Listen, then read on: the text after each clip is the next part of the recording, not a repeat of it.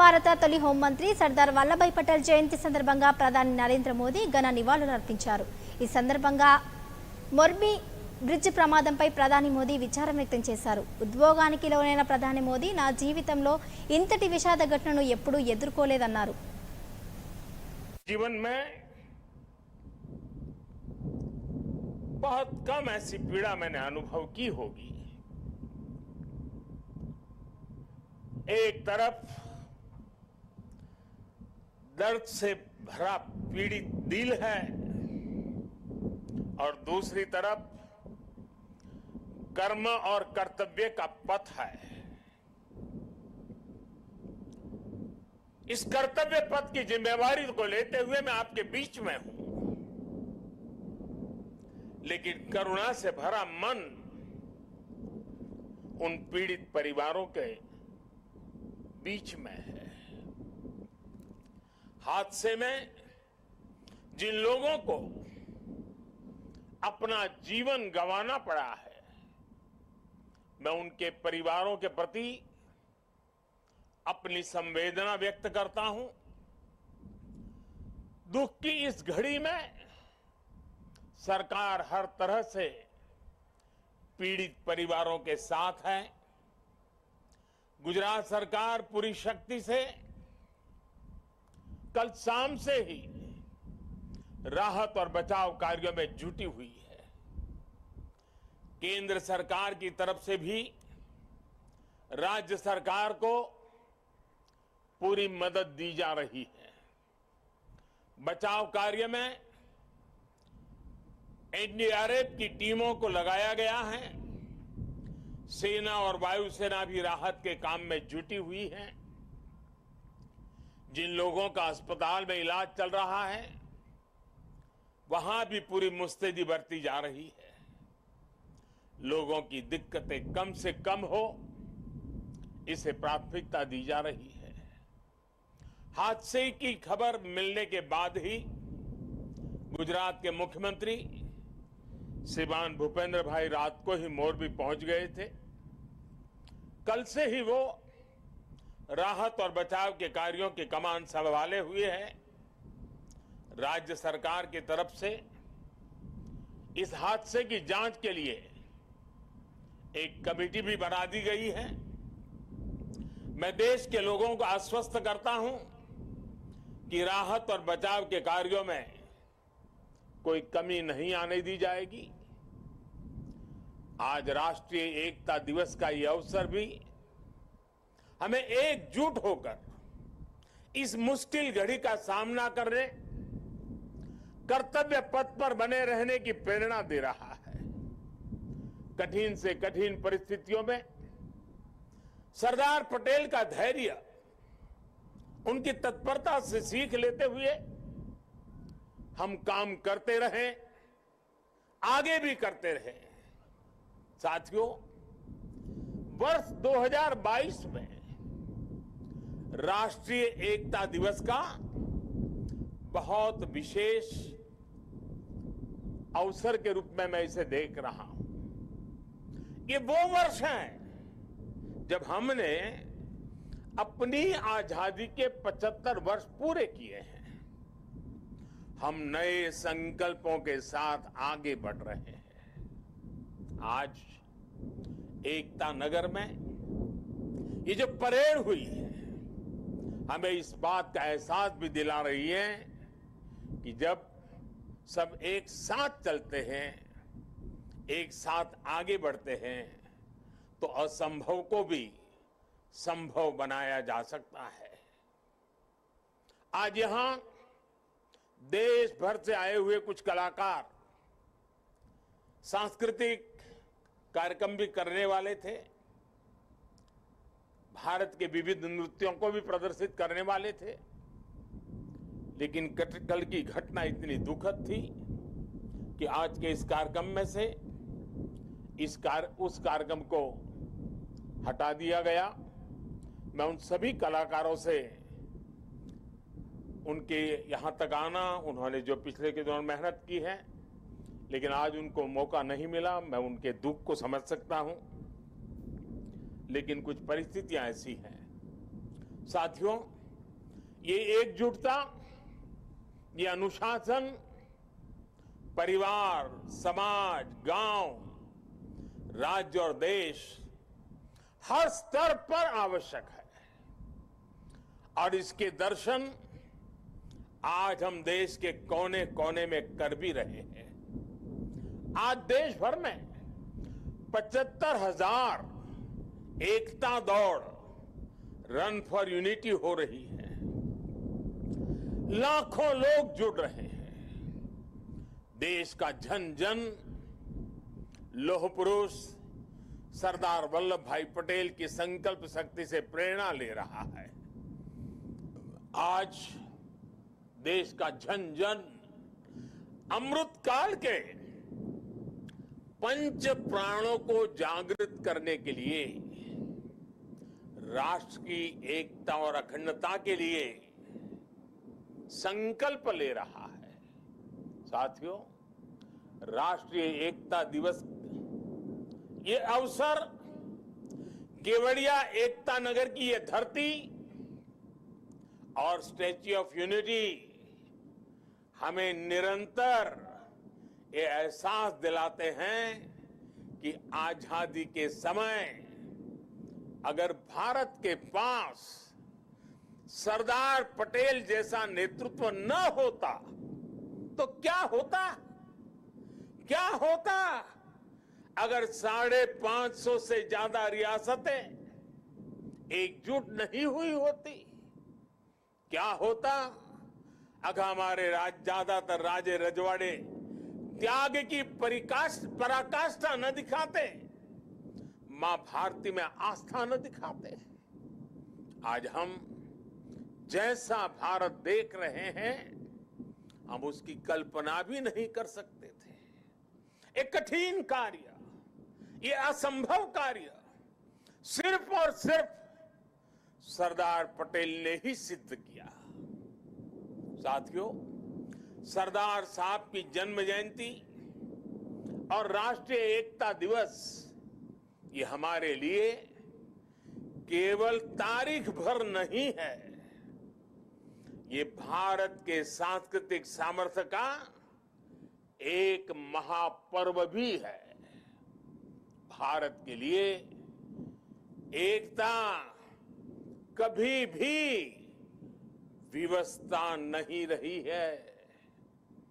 भारत के लिए एकता सदा सर्वदा विशेषता रही है। एकता हमारी विशिष्टता रही है। एकता की भावना भारत के मानस में, हमारे अंतर्मन में कितनी रची बसी है, हमें अपनी इस खूबी का अक्सर एहसास नहीं होता है। कभी कभी ओझल हो जाती है, लेकिन आप देखिए, जब भी देश पर कोई प्राकृतिक आपदा आती है तो पूरा देश एक साथ खड़ा हो जाता है। आपदा उत्तर में हो या दक्षिण में, पूरब में हो या पश्चिमी हिस्से में, ये मायने नहीं रखती है। पूरा भारत एकजुट होकर सेवा, सहयोग और संवेदना के साथ खड़ा हो जाता है। कल ही देख लीजिए ना, मोरबी में हादसा हुआ, उसके बाद हर एक देशवासी हादसे का शिकार हुए लोगों की सुरक्षा के लिए प्रार्थना कर रहा है। स्थानीय लोग हादसे की जगह पर अस्पतालों में हर संभव मदद के लिए खुद आगे आ रहे हैं। यही तो एकजुटता की ताकत है। कोरोना का इतना बड़ा उदाहरण भी हमारे सामने है। ताली थाली की भावनात्मक एकजुटता से लेकर राशन, दवाई और वैक्सीन के सहयोग तक देश एक परिवार की तरह आगे बढ़ा। सीमा पर या सीमा के पार जब भारत की सेना शौर्य दिखाती है तो पूरे देश में एक जैसे जज्बात होते हैं, एक जैसा जज्बा होता है। जब ओलंपिक्स में भारत के युवा तिरंगे की शान बढ़ाते हैं तो पूरे देश में एक जैसा जश्न मनता है। जब देश क्रिकेट का मैच जीतता है तो देश में एक जैसा जुनून होता है। हमारे जश्न के सांस्कृतिक तौर तरीके अलग अलग होते हैं, लेकिन भावना एक जैसी ही होती है। देश की ये एकता, ये एकजुटता, एक दूसरे के लिए अपनापन, ये बताता है कि एक राष्ट्र के रूप में भारत की जड़ें कितनी गहरी है। और साथियों, भारत की यही एकता हमारे दुश्मनों को खटकती है।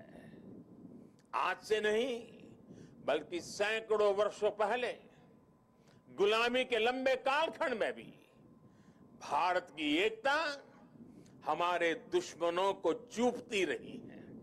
इसलिए गुलामी के सैकड़ों वर्षों में हमारे देश में जितने भी विदेशी आक्रांत आए, उन्होंने भारत में विभेद पैदा करने के लिए हर मुमकिन कोशिश की। उन्होंने भारत को बांटने के लिए, भारत को तोड़ने के लिए सब कुछ किया। हम फिर भी उसका मुकाबला कर सके क्योंकि एकता का अमृत हमारे भीतर जीवंत धारा के रूप में बह रहा था। लेकिन वो कालखंड लंबा था।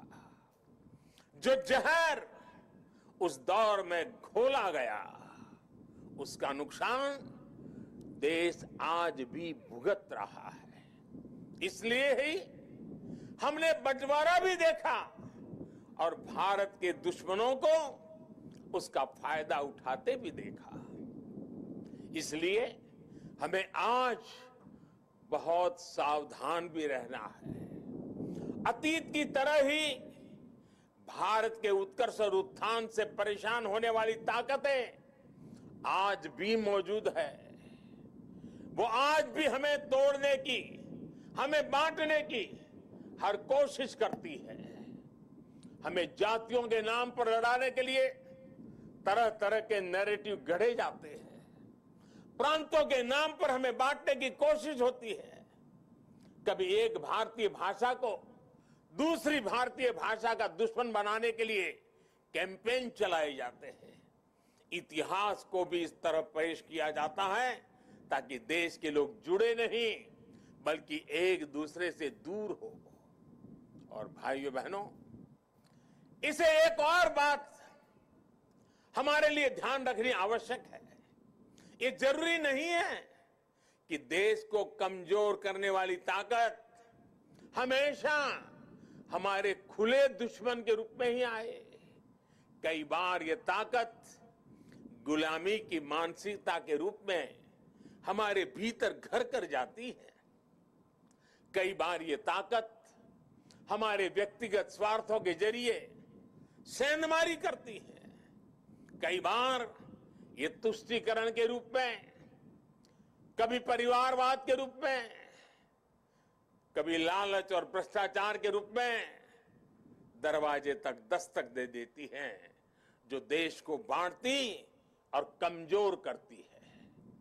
लेकिन हमें उन्हें जवाब देना होगा।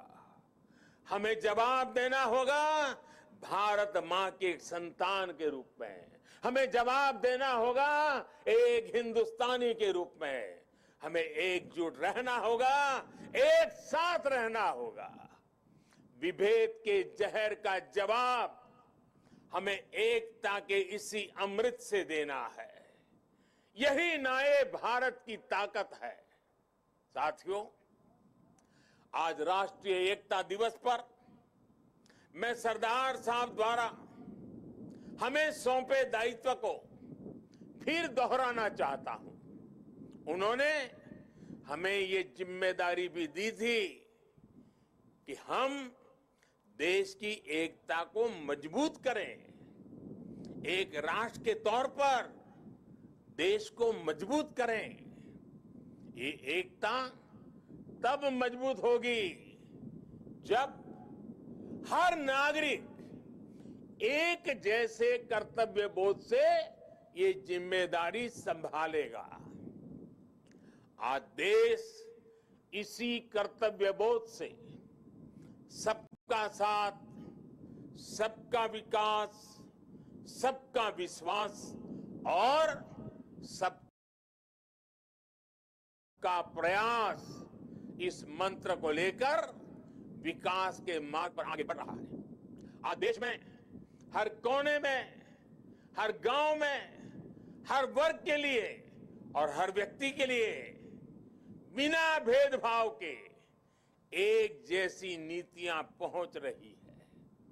आज अगर गुजरात के सूरत में सामान्य मानवी को मुफ्त वैक्सीन लग रही है, तो अरुणाचल के सियांग में भी उतनी ही आसानी से मुफ्त वैक्सीन उपलब्ध है।